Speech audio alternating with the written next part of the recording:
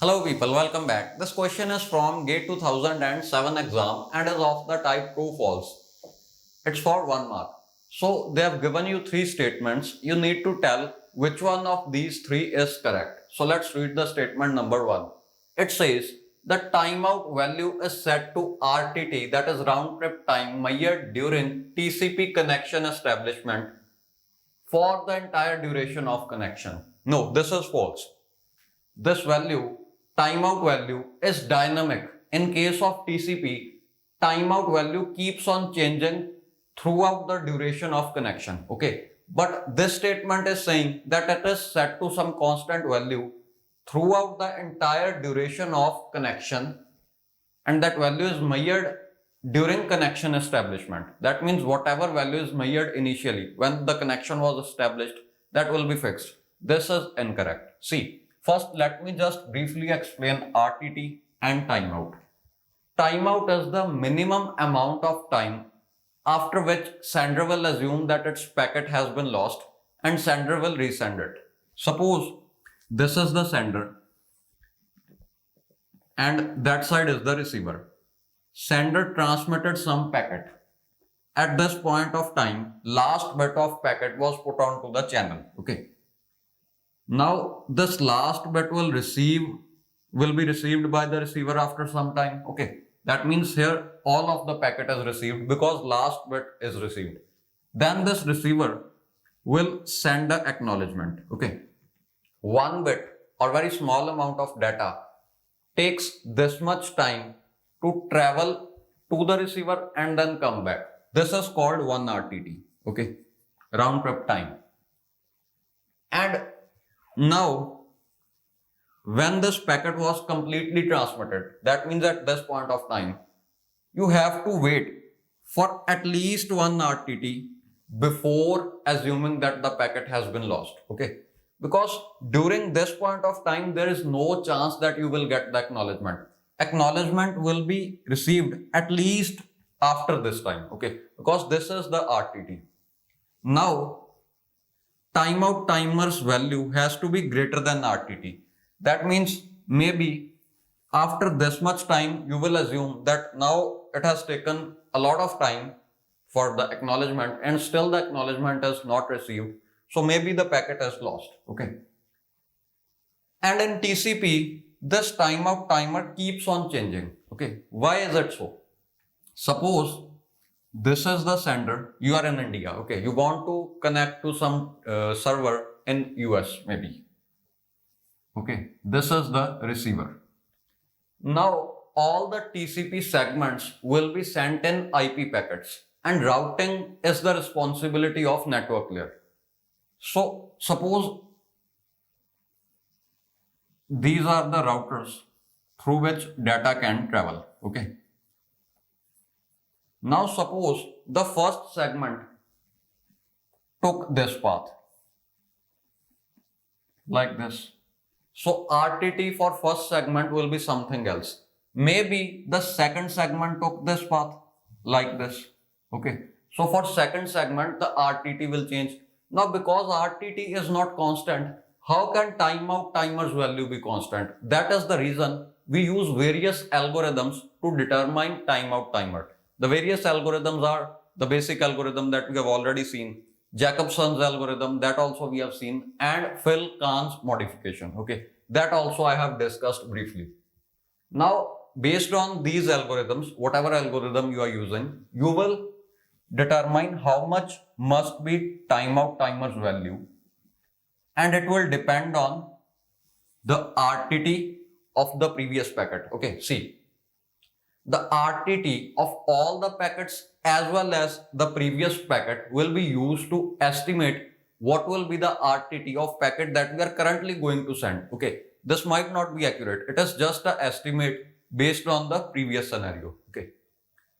Now, see, what I'm trying to say is, if the previous packet took 7 seconds and the packet previous to it also took 7 seconds and so on, you'll analyze all of that stuff and you will estimate how much time will the current packet take. Based on that, timeout timer's value will be set. Okay, so just you need to know this, that timeout timer is not constant for entire duration of connection. So just by knowing this point, you can declare that this statement is false. Now let us see the second statement. So I'll just note it down and I'll again pause the video, resume the video.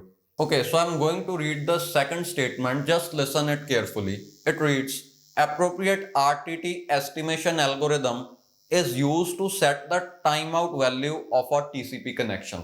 This is true. Already I have discussed that three algorithms are used. Basic one, and then we have Jacobson's algorithm and Kahn's modification. So these algorithms are used to set or estimate the value of timeout timer. Okay, I'm again reading this statement. It says appropriate RTT estimation algorithm is used to set the timeout value of a TCP connection. This one is true. Okay, so one is false, and we have seen statement number 2 is true. Now let us have a look at statement number 3. It says timeout's value is set to twice the propagation delay from sender to receiver. This is false. Okay. See, first thing is, in basic algorithm, I have shown you that timeout's value is set to twice of RTT initially. Okay. It will keep on changing, but initially it is twice of RTT. Okay. Now, here we are having RTT, and in the statement they are saying propagation delay. So statement number 3 is also false. Have a look. What is the difference in propagation delay and RTT? RTT will surely be greater than the propagation delay. Suppose this is the sender, and here we have receiver. Okay.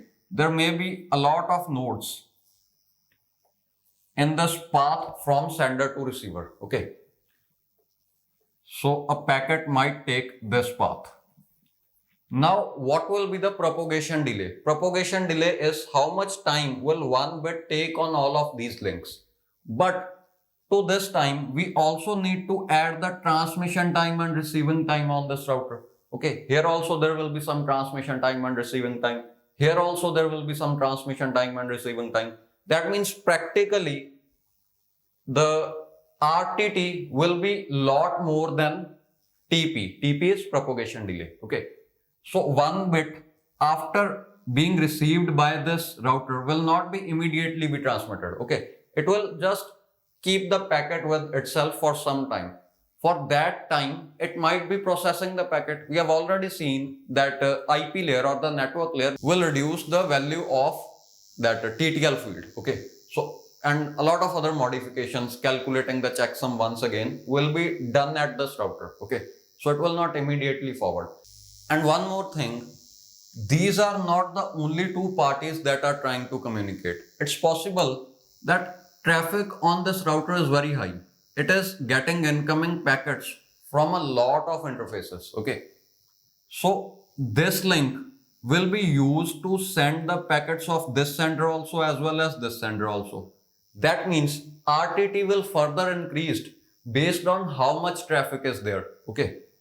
So this statement is just false. The timeout timer's value can never be estimated based on the propagation delay. Maybe there is some breaking news and everyone is just trying to search about it. Then the traffic will suddenly increase. Propagation delay is constant, but based on this traffic, RTT will change. Round trip time is how much time is actually taken by a very small amount of data to reach to the sender and come back. Now it will take more time because there is a lot of traffic. Everyone is trying to use these links only. Okay. So statement number 3 is also false. Now the answer is only statement number 2 is false. There are various options saying 1 and 3 is false, or 1 and 3 is true, and 1 and 2 is true, so on. The option which is correct is will be saying statement number 2 is true. Okay, maybe I said false earlier. So it is statement number 2 is true. That is the answer. Okay.